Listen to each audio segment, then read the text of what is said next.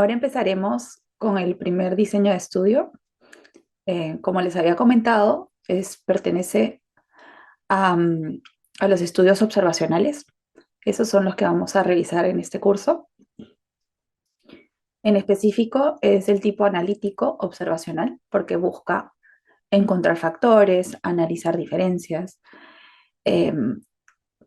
Y el primero que vamos a ver es el transversal. Ese es un diagrama que vamos a repetir la estructura de este diagrama para entender cada uno de los diseños observacionales que vamos a revisar. Vemos representado el tiempo con esta flecha anaranjada horizontal que representa el tiempo, el transcurso del tiempo. Luego por este lado tenemos una flecha pequeña acá abajo que representa el estudio, el momento del estudio. En este caso vemos que la D y la E están allí escritas, que representan que se está midiendo tanto el desenlace como la exposición en un mismo momento. Y esa es la característica del diseño transversal. Cuando se mide el desenlace y la exposición en un mismo momento o al mismo tiempo. Vamos a entender de que para nosotros conocer una población determinada de nuestro interés, debemos de extraer una muestra, que está dada por esta flecha que busca expresar de que a esta población se le ha extraído una muestra, que es la que vamos a nosotros a analizar, a tener acceso para hacer mediciones, ¿no? Para observar qué sucede, qué no sucede, podemos aplicar encuestas y demás. En esta muestra es donde yo voy a medir el desenlace y la exposición, ambos al mismo tiempo. El desenlace es la variable que yo quiero comprender, porque a veces se da de alguna manera, porque a veces aumenta, porque disminuye. Por ejemplo, pueden ser estados de salud, por ejemplo, mortalidad, ¿no? Ese es un típico desenlace, ¿no? Estados de salud, la presencia de una enfermedad. Los pasos para hacer un estudio transversal es primero definir los criterios de la muestra, es decir, las características de la población a la que queremos conocer y entender para poder seleccionar una muestra que sea lo más parecido a la población que buscamos entender este fenómeno. Y dentro de este grupo son criterios de inclusión y de exclusión, que son, como les digo, la característica que nos ayuda a identificar las personas o los sujetos que van a ser, van a formar parte de nuestra muestra. Luego, una vez que tenemos nuestra muestra, medimos las variables de interés. Las principales variables de interés que nunca pueden faltar, obviamente, es la exposición y el desenlace. Pero adicional a estas dos variables principales, hay una serie de otras variables que siempre vamos a medir para dar contexto y para registrar variables que pueden ser importantes reportar y sobre todo pensando de que pueden estar actuando en esta ecuación que queremos comprender, ¿no? Del desenlace y exposición, pueden haber otras variables ahí interviniendo, ¿no? O variables confusoras.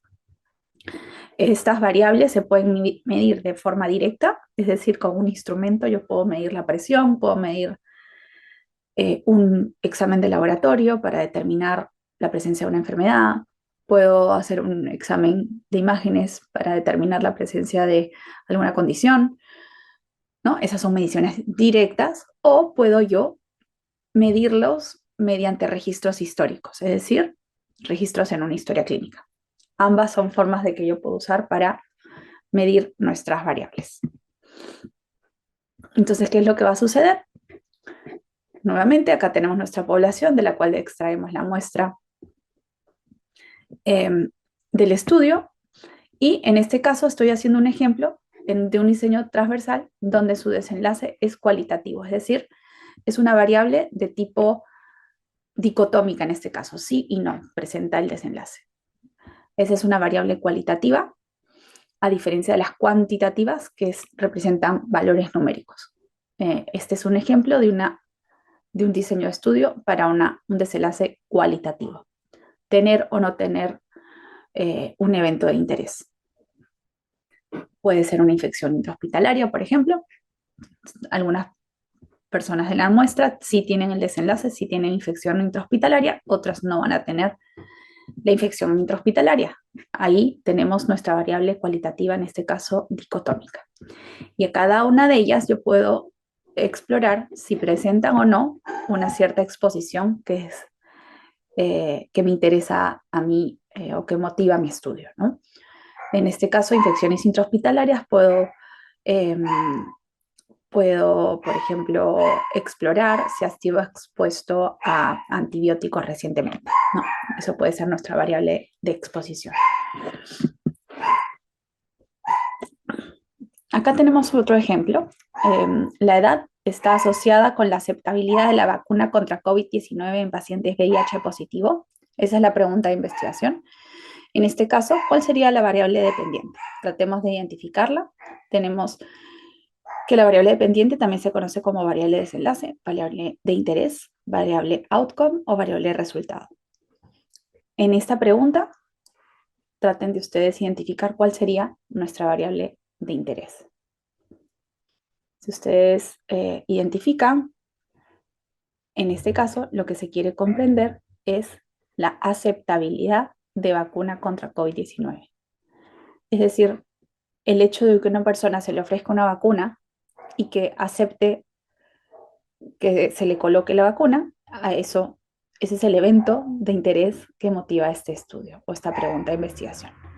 ¿Qué tanto las personas pueden aceptar o no la vacuna de COVID-19?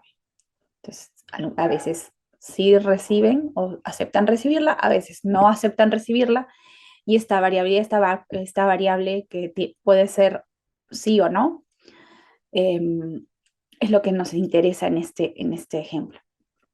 Esa sería nuestra variable dependiente. Y por otro lado, ¿cuál sería el factor que me interesa determinar si está teniendo un efecto, teniendo una influencia en la variable dependiente, en el outcome? Es en este caso la edad. Entonces, si yo puedo, me gustaría entender, comprender si es que la edad es un factor asociado al hecho de aceptar o no aceptar la vacuna contra COVID-19. Y esto, la última parte de la pregunta de investigación que dice en pacientes VIH, HIV positivo, ¿esto qué quiere decir? No es una variable de estudio, porque todos los pacientes van a tener VIH positivo. Es una característica de la población, es un criterio de nuestra muestra. Yo estoy estudiando esta pregunta en una población específica. ¿Cuál es esa población? Pacientes con HIV positivo. Es por eso que esto no es una variable, ya que todos los individuos que yo voy a incluir en mi estudio son VIH positivo. Y en ellos, algunos van a aceptar la vacuna o aceptaron la vacuna, otros no aceptaron la vacuna, y voy a tener distintos rangos de edad. Y ahí es donde voy a hacer el análisis, ¿no? Si es que la edad, a mayor edad hay más aceptabilidad de vacuna, es al revés, a mayor edad menos aceptabilidad de vacuna, o es que no hay ninguna relación entre la edad y la aceptabilidad de la vacuna. Eso es lo que yo voy a pretender responder con un diseño para esta pregunta. Entonces, como para ir profundizando en este ejemplo, tenemos que la edad, yo les comento que en este estudio la edad está medida en 3 categorías: de 18 a 25 años, de 26 a 40 años y más de 40 años. La idea atrás de esta pregunta analítica que acabamos de revisar, esta pregunta analítica, la idea atrás es que yo voy a tener un cierto porcentaje de desenlace en cada uno de estos grupos. En el grupo más joven, yo voy a tener una cierta proporción de personas de este grupo que han aceptado la vacuna. Del grupo medio, de edad media, también voy a tener otra proporción de personas que aceptarían la vacuna, y en el grupo mayor de 40 años también voy a tener una cierta proporción o porcentaje de aceptabilidad de la vacuna. Y la idea es que, por ejemplo, yo pueda encontrar si es que es distinto estos porcentajes de aceptabilidad o no entre cada uno de estos grupos. Si yo veo que la aceptabilidad es mucho más alta en este grupo que en estos dos, yo podría decir, así, a mayor edad hay más aceptabilidad de la vacuna. O al revés, si yo identifico que en este grupo de aquí hay mucha más aceptabilidad de la vacuna que en estos dos, entonces yo podría concluir que en los grupos de edad de más jóvenes aceptan o tienden a aceptar más la vacuna. También puede existir la posibilidad que la cantidad de aceptabilidad de la vacuna en estos tres grupos es equivalente o muy parecida, por lo tanto yo podría concluir de que no hay diferencias, ¿no? en la aceptabilidad de la vacuna en los distintos grupos de edad. Y eso es lo que ustedes tienen que hacer cuando formulan sus proyectos, tratar de visualizar qué es lo que quieren comparar, qué es lo que quieren medir, qué tipo de resultados van a obtener. Si bien yo no sé todavía qué datos van a ver acá, pero ya puedo visualizar, imaginar cuál es el propósito atrás de todo este planteamiento. Este es un estudio real y acá les estoy compartiendo los resultados. Veamos, esa es la tabla directo que ha salido del artículo. Veamos por este lado, estamos construyendo a partir de esta data una tablita de 2x3, es decir, del desenlace si aceptaría o no aceptaría la vacuna. Esas son las dos opciones. Y la exposición teníamos tres opciones, porque eran tres grupos etarios. Y los resultados fueron de esta forma. En el grupo más jóvenes, el 32% sí aceptaría la vacuna. En el grupo de 26 a 40 años, el 54% aceptaría la vacuna y en el grupo más de 40 años, el 71% aceptaría la vacuna. ¿Qué quiere decir esto? Que a más edad vemos cómo van aceptando más la vacuna. ¿Quién fue el grupo que aceptó menos la vacuna? El grupo de 18 a 25 años.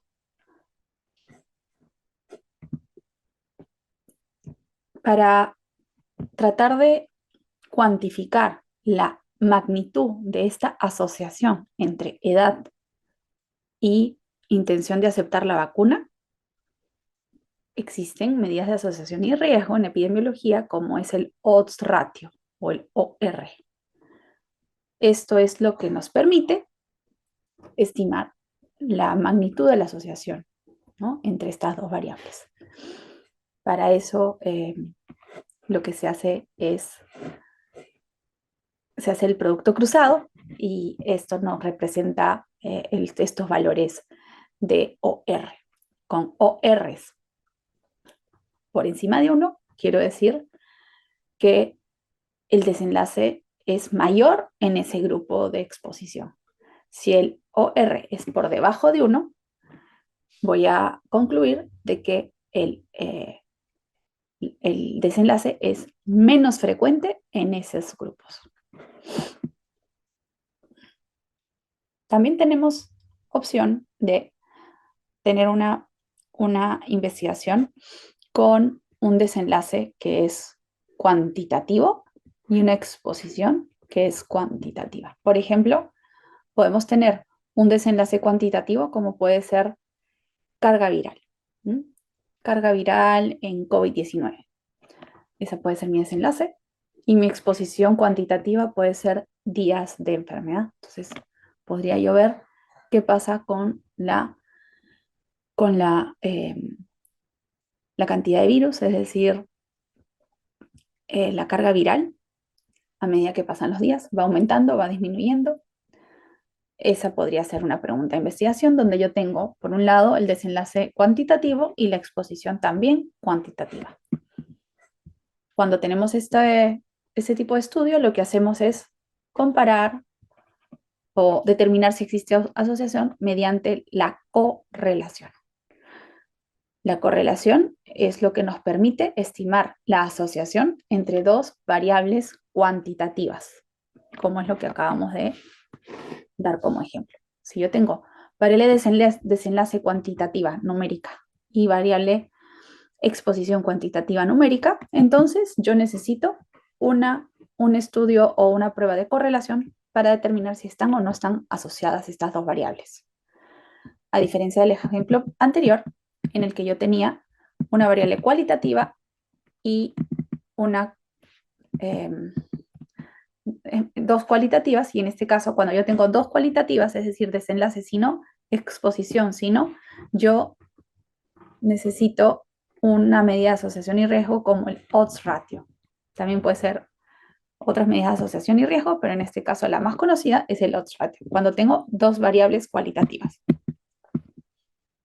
Recordar, cuando hablamos de correlación, cuando yo tengo dos variables numéricas, podemos tener asociaciones que no sean lineales. Cuando esto ocurre, nuestra correlación no nos va a representar adecuadamente la asociación entre estas variables.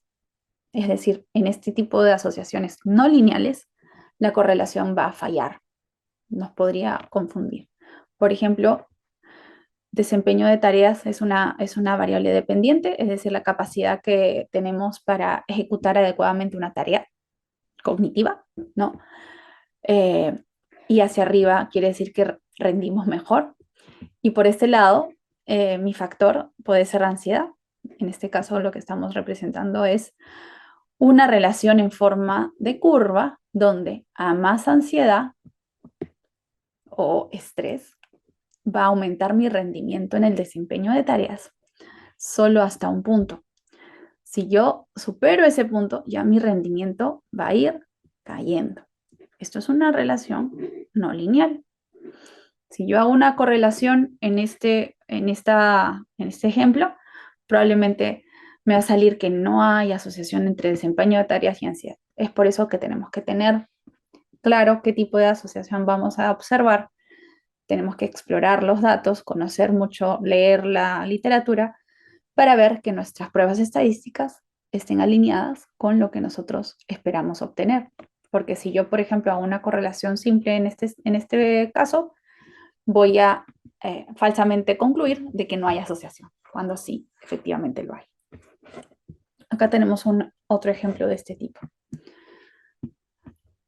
También tenemos la opción de tener un desenlace cualitativo, pero una exposición cuantitativa. Desenlace si no, cualitativo, si presenta la enfermedad, no presenta la enfermedad, y la exposición puede ser cuantitativa o numérica, y ahí podemos tener, por ejemplo, nivel socioeconómico en ingresos, cantidad de ingresos mensuales en las familias, que es una variable numérica, y mi desenlace puede ser tener seguro, si no, ¿no? Quiero saber si el ingreso mensual de las familias está relacionado con el hecho de tener o no un seguro de salud. En este caso, yo voy a comparar el promedio o la media en el grupo que sí tiene seguro y voy a compararlo con la media de ingresos mensuales en el grupo que no tenía seguro. Y si yo encuentro que estos promedios son diferentes, podría concluir de que hay asociación entre estas dos variables. También puede ser en viceversa, que nuestro desenlace sea el cuantitativo y la exposición sea dicotómica, cualitativa. Por ejemplo, si hablamos de glicemia en ayunas, es una variable numérica. Yo podría ver si pacientes con cierto tratamiento y sin cierto tratamiento, puedo ver cuál es su medida de resumen de la glicemia. Y en este caso podríamos nosotros también comparar este punto. ¿Cuáles son entonces las características del diseño transversal? Es ideal para estudiar desenlaces relativamente frecuentes, con larga duración, que no sean fatales y que sean crónicos. Eso nos ayuda el diseño transversal. Es ideal para este tipo de desenlaces. Es decir, que no sean volátiles, que no varíen mucho en el tiempo, que sean más estables. Mide prevalencias y no mide incidencias. ya que se observa a la población en un solo momento. Al ser observada la población en un solo momento, solo nos permite estimar prevalencias y no incidencias. Típicamente en este estudio se aplican cuestionarios o fichas de recolección de datos que se aplican en un solo momento. Ahí yo voy a tratar de explorar qué tan expuesto o cuál es la presencia de un cierto factor y también voy a ver la presencia de las enfermedades o de mi desenlace. Tienen utilidad limitada para enfermedades raras, altamente fatales o de corta duración. Porque si son altamente fatales, voy a tener un sesgo de selección, ya que no voy a observar, no voy a tener acceso a las personas con la enfermedad, ya que si han fallecido no las voy a poder medir, no tengo acceso a ellos. Y si son de corta duración, también voy a tener ese problema que voy a tener personas que aparentemente sanas, pero acaban de tener la enfermedad hace poco tiempo, ¿no? Y no me puedo dar cuenta de eso. Esas son características donde no funcionaría del todo bien un diseño transversal, cuando son enfermedades raras, cuando son altamente fatales o son de corta duración. Si la data sobre el estado de exposición no ha producido efectos con seguridad, esta data puede ser tratada como un estudio de cohorte o corte retrospectivo o histórico. ¿A qué nos referimos con esta frase? Que variables exposición estables, por ejemplo, sexo. El sexo está definido al nacer y eso ha ocurrido antes del desenlace, ¿no? Entonces, en este caso estamos seguros de que al ser el sexo previo, al estar definido la exposición previo al desenlace, entonces yo puedo estar frente a un tipo de asociación más de corte, de tipo corte. Eso lo van a terminar de comprender cuando revisemos el diseño de corte. Hay otras características del diseño transversal que es muy útil, es la fortaleza es que es útil para exposiciones fijas, ¿no? Como lo que acabo de decir, como el grupo sanguíneo, ¿no? Como etnicidad, porque no cambian en el tiempo. Es sencillo de realizar y poco costoso. En brotes repentinos es conveniente para medir muchas exposiciones a la vez. Es ideal para explorar varios factores asociados a un desenlace. En un típico estudio de brotes o en un típico estudio de cuando hay un aumento repentino de casos, por ejemplo, diarreicos en una institución educativa, ¿no? Y yo quiero determinar cuál es el alimento el que estaba contaminado, es típico el diseño transversal, porque yo sé quiénes están enfermos, quiénes no, de enfermedad gastrointestinal, y les pregunto qué han comido. Puedo tener arroz, puré de papa, sopa, carne, chancho, ¿no? Lo que sea que haya estado expuesto a la población, y voy a poder identificar a qué tipo de alimentos está más asociado las personas que estaban enfermas. Esto es un típico estudio de brotes. También se puede analizar data seriada para establecer tendencias, es decir, muchos estudios transversales. Puedo agarrar cada mes una medición, entonces puedo tener distintas fotografías mensuales y puedo establecer tendencias, si va subiendo, va bajando cierto desenlace. Acá tenemos más desventajas de los transversales. Es el más débil en términos de evidencia, es igual que el estudio caso control, en realidad. Eh, a veces no se puede cumplir la secuencia temporal en el que yo asumo de que el factor es antes que el desenlace, ¿no? Esa secuencia temporal es lo que yo busco, ¿no? Para establecer causalidad. En el transversal no puedo garantizar esa secuencia temporal, ya que estoy midiendo las dos cosas al mismo tiempo y no estoy viendo qué ocurrió primero, ¿no? No estoy segura si primero ocurrió el factor y después eso provocó el desenlace, o al revés, no me permite mi estudio ver ese proceso de tiempo. Es por eso que vemos representado el desenlace y la exposición en un solo momento en esta flecha anaranjada que representa el estudio que está solo en un solo momento. Usualmente no se puede determinar cuándo es que exactamente apareció o ocurrió la enfermedad. Yo sé que está enfermo o no está enfermo, pero no sé cuándo se enfermó. Eso es lo que no podemos hacer con los transversales. Para eventos raros y enfermedades que aparecen y desaparecen rápidamente, no es del todo bueno. Y aquí es un mensaje. Ahorita que ustedes están recibiendo este curso para proyectos de investigación, recuerden que escribir no es algo que haces después de que tienes una idea. Es la manera como desarrollas tu idea. Convertir los pensamientos e ideas en palabras agudiza nuestra forma de razonar. Escribir es una herramienta para razonar. Esto lo expresó Adam Grant y se los traigo aquí para incentivarlos a que escriban sus ideas, dedíquenle tiempo a sus proyectos, que si bien puede ser un poco retador, nos ayuda a perfilar mejor nuestras intenciones de investigar y nuestras ideas, ponerlas en blanco y negro, nos ayuda a concretar ciertos asuntos que no los tenemos muy claros. Acá representamos cómo es pensar. En pensar se nos puede escapar las ideas no tenemos muy claro cómo es, podemos tener una idea más o menos eh, clara de lo que queremos hacer, pero no es precisa. El escribir esas ideas es lo que nos ayuda a especificar y aclarar a nosotros mismos qué es lo que queremos hacer y cómo lo vamos a hacer. Hasta acá es la segunda parte de diseños. Nos vemos en la parte 3, donde vamos a ver el estudio de cohortes.